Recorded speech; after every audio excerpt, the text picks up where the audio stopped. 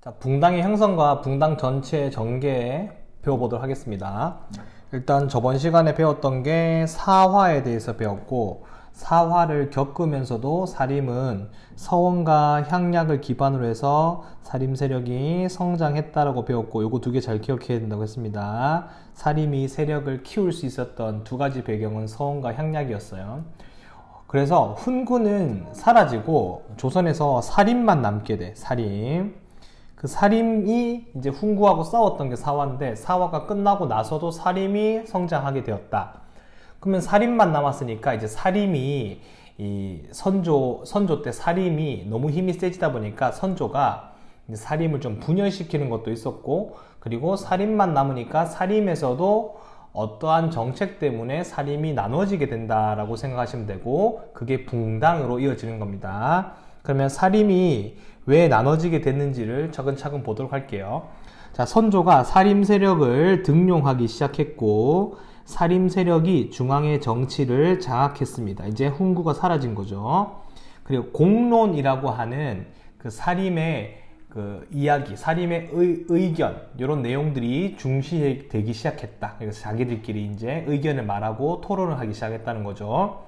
자, 이제 시험에 가장 많이 출제가 되는 건 사림이 분열되는 게 시험에 나와요. 사림이 분열되는 배경이 두 가지가 있는데, 첫 번째는 외척 세력의 정치 참여 문제를 둘러싸고 기존의 사림과 새롭게 등장한 사림들이 분열했다는 내용이고, 외척은 왕실의 그 외가 쪽이에요. 그래서 그 사람들이 왕실 사람인데 정치에 참여하는 것이 맞냐, 틀리냐, 이런 걸 가지고 다투기 시작했다는 내용이고요.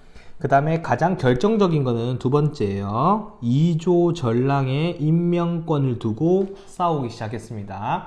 이조 전랑이라고 하는 관직인데, 이거는 이조 전랑은 사람을 뽑을 때 이 사람을 추천하는 추천 권한도 있고, 그리고 이조 전랑은 자기가 다른 이조 전랑을 임명할 수 있는 그런 권한도 가지고 있었어요. 자기가 이제 그만둘 때. 이조 전랑은 굉장한 직책이었기 때문에 이 이조 전랑을 누가 가질 것인지를 가지고 사림이 나누기 시작했다는 뜻입니다. 그래서 이 사림이 뭐와 뭐로 분열이 되냐면 동인과 서인으로 분열이 되는 거라고 생각하시면 돼요. 동인과 서인은 뿌리가 사림인데 훈구랑은 전혀 관계가 없습니다. 자, 동인의 대표는 김효원이라는 사람이었고, 서인의 대표는 심의겸이라는 사람이었어요. 이 둘 중에 누가 이조전랑을 할지에 따라서 경복궁의 동쪽에 사는 사람들과 서쪽에 사는 사람들이 서로 분열해서 자기의 당을 만들었는데, 그게 바로 붕당이 되는 겁니다. 그럼 붕당은 누구랑 누구를 말하는 거다? 서인과 동인, 사림이 나눠지게 된 거를 붕당이라고 말하는 거예요. 자, 오른쪽 자료 4번을 보시면 김효원이라는 사람이 이조전랑의 물무방에 올랐는데 심의겸이가 반대했다. 심의겸 동생 심춘겸이가 이조전랑으로 추천되니까 외척이라 하면서 김효원이 반대했다.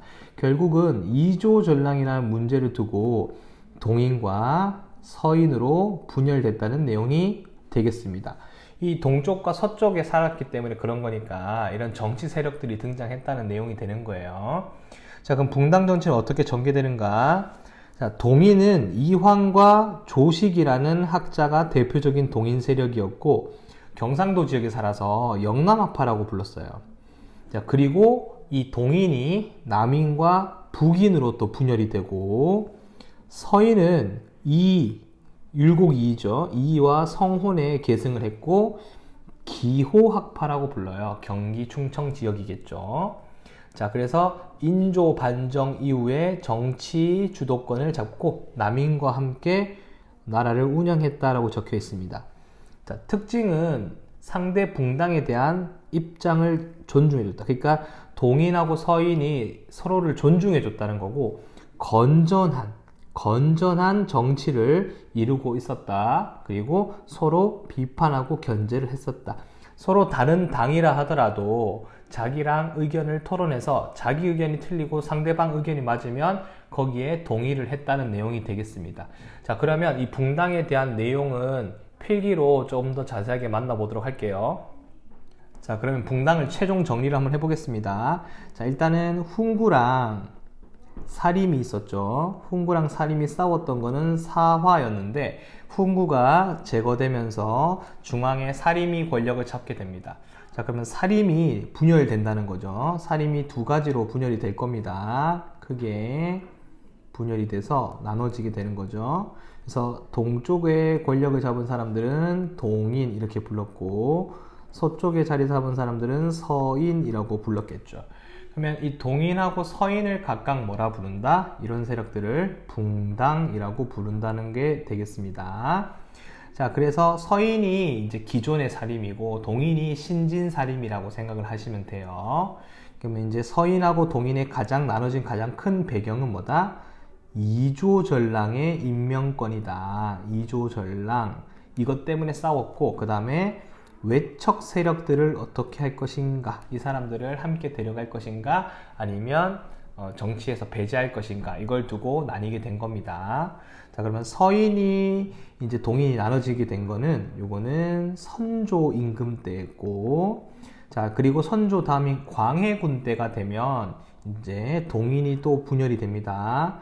동인은 크게 두 가지로 분열이 돼서 하나는 남인 이렇게 되고 하나는 북인 이렇게 되겠죠.